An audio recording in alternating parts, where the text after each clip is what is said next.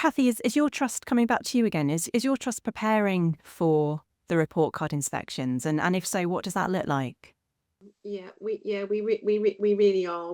I think that's a very big responsibility of a trust, is to do some of this heavy lifting for school leaders, so that the workload issue that we've talked about already doesn't fall directly from heads reading about the Ofsted changes and then thinking it falls on them to then work out what they've got to do about it. We've got that opportunity as system leaders to be able to help.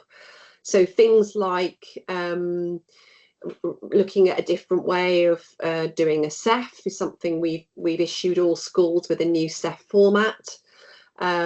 We've got, as most trusts and groups of schools have, RAG systems. We've changed our internal risk and RAG system to fit now around for us, there's 8 areas because we don't have sixth forms, around those 8 areas, so that we are aligning systems and processes around the new framework.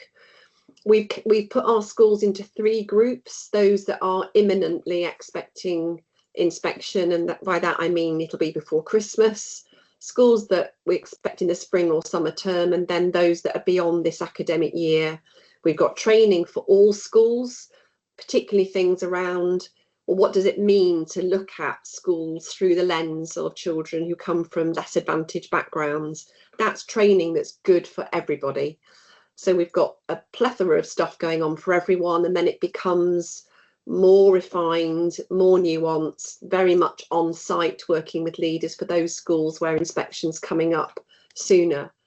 But there's something much more profound, I think, that we can do as leaders of trusts and groups of schools, which is we've got to get our shoulders to the wheel around talking this up in terms of school leaders and teachers' ability to be able to manage this change with support. We are in grave danger sometimes, I think, of just talking ourselves into doom and gloom, and I don't subscribe to that. Doesn't mean that we've got to paint smiles on, and the things that we've raised this morning around issues of some of the negatives, I think, are real and do need to be looked at. Things, around inclusion, admissions that we've talked about. But I think there is something about I can only speak about being in a trust because it's a trust that I lead, that no single person in Reach 2 thinks that failure sits with them. Neither do they think success does either. So like Jonny, we've now got in old money, all of our schools are good or outstanding in old money, 62 of them. Before there was 4. When they joined Reach 2, there were only 4 schools out of 62 that were good or better. So we've got this experience, not just in the trust I lead, but right across the sector, of being able to do this work and do it well. Why? Because if you focus on what's good for children and young people, you tend to get it right in terms of what's good for Ofsted. So I think we've got to keep on focusing on our ability to manage change, how we're stronger together. That whole notion of like sticks in a bundle are unbreakable. So heads, central team leaders, members of the education team, the trustees and governors, we're all in this together. And I think having that kind of head up, shoulders back, we've got this, with the right training and support and the right attitude, I think, we've got this, we can do it. So some quite specific things there, like around RAG ratings, but also a bit of laying the ground and reassurance and change management as well. Does that sound familiar, Jonny? Are you doing a similar types of things at your trust? Yeah, I'm deliberately holding back in all my answers to go after at least 1 or 2 people, so I can say, hey, I can nick their ideas, and also say, yes, I agree. Yeah, I mean, similarly, I think we've always said that the kind of role of the trust and my role is to be a firewall for the heads and to do as much of the worrying as we can for them. That said, no amount of that removes the very public sense that head teachers have, because they have professional pride and they care about their schools. So that, again, going back to the grading thing, I have a concern around that. But certainly, yeah, we've we've never done, for 7 years, we've never done a Moxted. We've never done anything that resembles a Moxted, and we won't be buying any packages from some of the companies who are getting into my emails with offers of redesigning things for us. We focus, relentlessly on creating good schools. There's plenty in this framework, as there was in the last one, that agree wholeheartedly with it. That's what a good school does. So we talked for a long time around looking at your school through the lens of the most vulnerable young person there, and if we do right by them, if we're designing our schools for them, we're designing schools for everyone. So that again is quite a comfortable position for us to be in.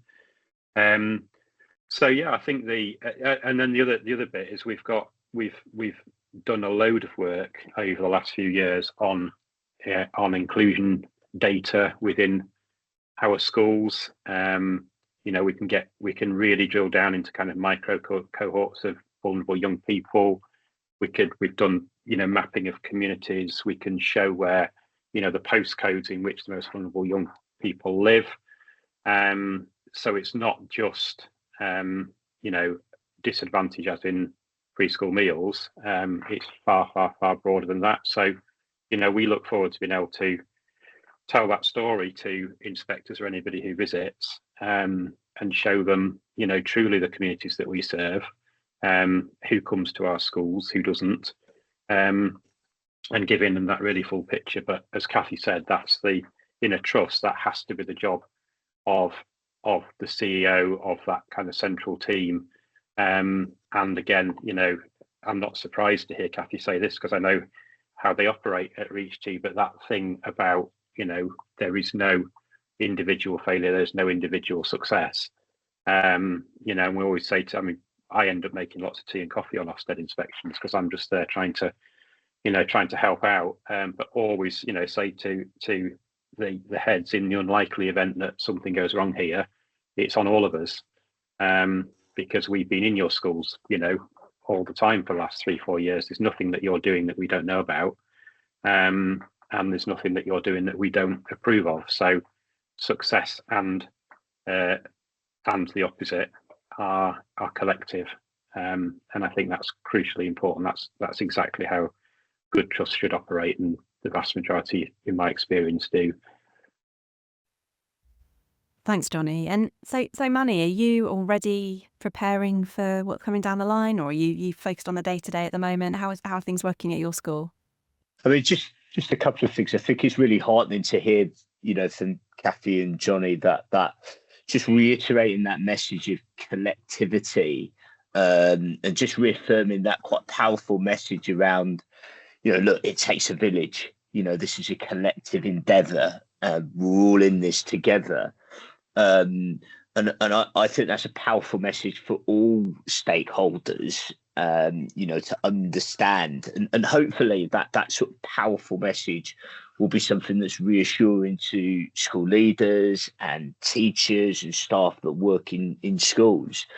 Look, in terms of preparation for the framework, like many leaders, of course, there will be elements of kind of our SEF and school development plan, which are kind of aligned to, frameworks. I'd be naive and also disingenuous if I said that didn't happen.